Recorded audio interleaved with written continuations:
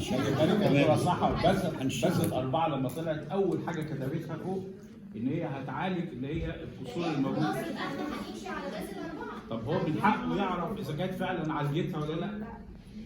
هتلاقيها بالفعل ما اتعالجتش. الحاجه الثانيه حضرتك بالنسبه للدراسه اللي بتقول عليها ديت اللي هي دراسه حاله، لو كانت بالفعل الحاجات دي اتطبقت هو عايز دراسه منطقيه من ناحيه ايه؟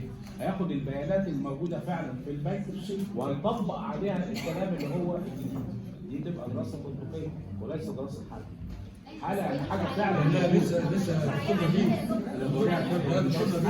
دكتور نبيل هو اتطبق من 23 ل 27 يعني حيز الزمن التطبيق الفتره من 23 ل 27 ثم بعد ذلك نقارن دي بما كان يحدث. يؤدى الموضوع لسنه 27 يعني. ده في كتابات فيها من 2017 يا دكتوره. بتاعها مش كده يا دكتوره؟ عشان اذا استخدم لفظ تقييم صح كده؟ هو انا اللي اديته في العنوان كلمه تقييم عشان تبقى عارف. يبقى انت السبب بقى. انا السبب. ماشي خلاص. بس يعني الهدف لا ولا يهمك.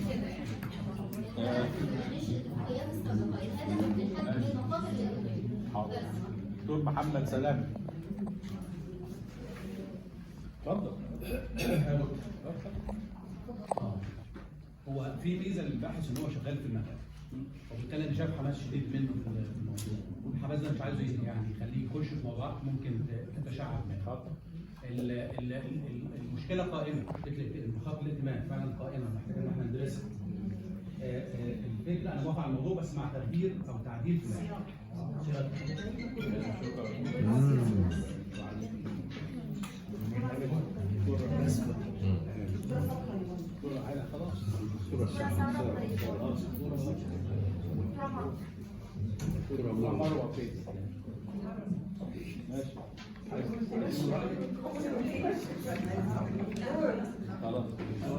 دكتورة خلاص؟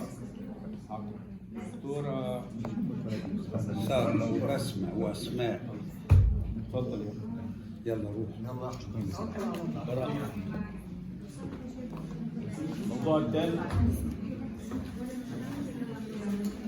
لو سمحت، الموضوع اللي متقدم من الباحث احمد شوقي احمد عمر،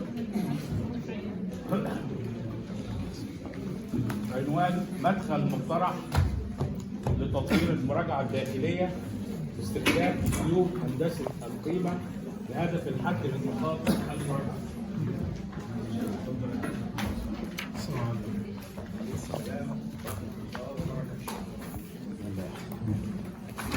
مشكلة البحث تتلخص في إن المراجعة الداخلية تحتاج إلى تطوير